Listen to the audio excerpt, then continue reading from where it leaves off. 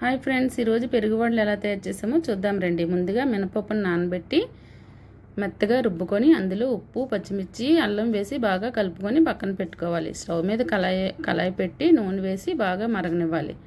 ఇలా మరిగిన నూనెలో ముందుగా తయారు చేసిన మినపరుబ్బును గారెల్లా చేసుకొని ఒక్కొక్కటిగా వేసుకోవాలి. మినపప్పు ఎంత బాగా నలిగితే అంతగా గారెలు స్పాంజ్లోకి వస్తాయి అన్నమాట. వేరే గిన్నెలో పెరుగు తీసుకొని అందులో ఉప్పు, పచ్చిమిర్చి, అల్లం కూడా వేసుకొని ఆ పెరుగుని పక్కన గిన్నెలో పెట్టుకొని ఉంచుకోవాలి. ఇప్పుడు గారెలు అయితే ఒకటి ఒకటి వేసుకొని బాగా వేగనివ్వాలి.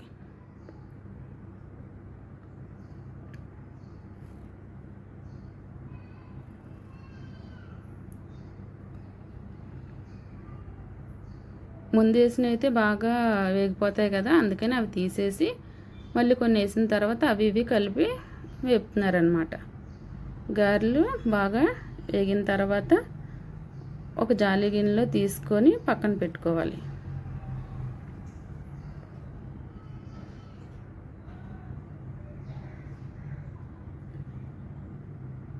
గారెలు అయితే ఎంత బాగా సాఫ్ట్గా వేగిపోయి రెడీ అయిపోయి.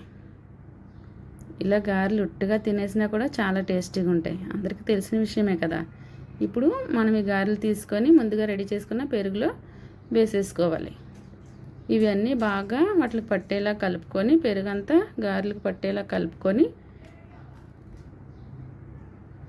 బాగా కలుపుకోవాలన్నమాట. గారెకి పెరుగు ఎంత బాగా పడితే అంత టేస్ట్ ఉంటుంది.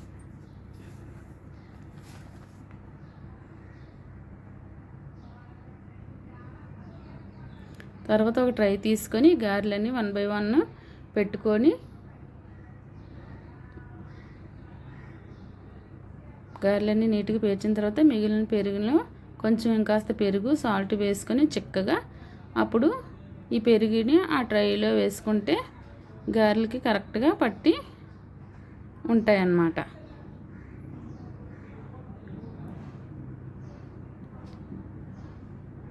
ఇప్పుడైతే పెరుగు వడ రెడీ అయిపోయింది. దీంట్లో కొంచెం పోపులు వేసుకోవాలి. పోపులు క్యారెట్ తురుము, సన్నగా తురుముని క్యారెట్ తురుముని కూడా వేసుకుంటే చూడడానికి ఎంతో బాగుంటుంది, తినడానికి చాలా బాగుంటుంది అన్నమాట. అంతే, ఎంతో టేస్టీ, ఈజీగా రెడీ అయిపోయి పెరుగు వడలు రెడీ. మీరు కూడా ట్రై చేసి కామెంట్లో తెలపండి. Okay friends, like, share, subscribe.